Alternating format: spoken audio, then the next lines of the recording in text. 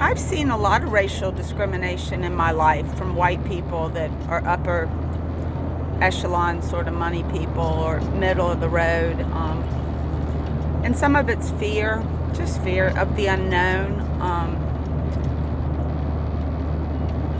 And I guess it goes both ways. Black people that don't know white people sometimes say things that aren't true too. So we just need to get to know our neighbor better. But when it comes to swim team and you're like, see, because they don't swim and they weren't allowed in pools and segregation, I'm asking for them. And I've talked to them and they said, it sounds good. But I don't think they're ready to speak up about it because they don't really know what it is. And I'm not sure they know how to fight so much for their rights. There is money. There's billionaires all over this country. I bet there's billionaires in each state to set up a summer school swim team in public schools.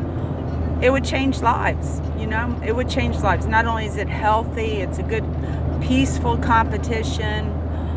Some kids might get university scholarships, and I bet you some African Americans would go. Well, they already have gone to the Olympics, a few. But just to know that your child can swim, because that really, really terrorizes families that don't know how to swim and don't know how to teach their kids to swim. They've never had that opportunity. And that's a divide we can conquer pretty easy in the United States. There's some things that are more difficult.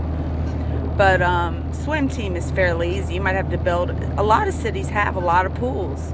They just don't host a swim team for the kids in public schools.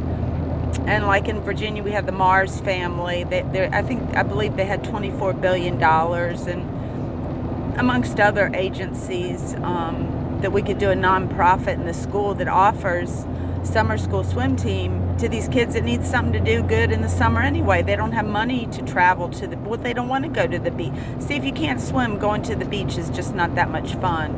Or even in Richmond, going down to the James River and playing in the water. That's free fun, and you can get a kayak or an inner tube or just go down there and cool off. But you can if you can't swim. And I see it, I see, because I know I was on swim team. I was a swim team coach.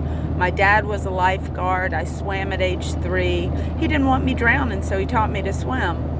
And my kids were on swim team, and we just had such a good summer league, just fun, not seriously competitive like, some of them will. They'll swim all year round and get really competitive, and we need to offer them that sport.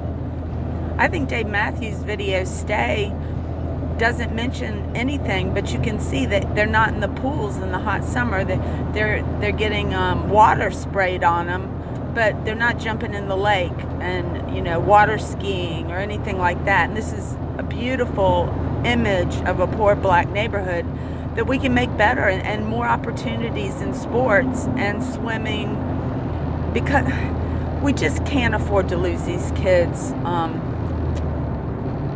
to not having opportunities. And I do talk to so many adult black people, and they're like, I don't know how to swim.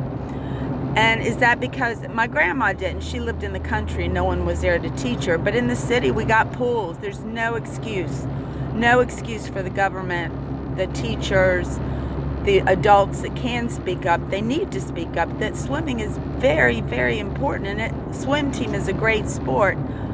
I think only 9% of the American Swimming Association is African American, and it's more like 80% of white people. And so I just see a big discrepancy. And I mean, tennis is good too. I'm not against that at all. But I mean, swimming is an essential skill these kids need for safety and health, mental health as well.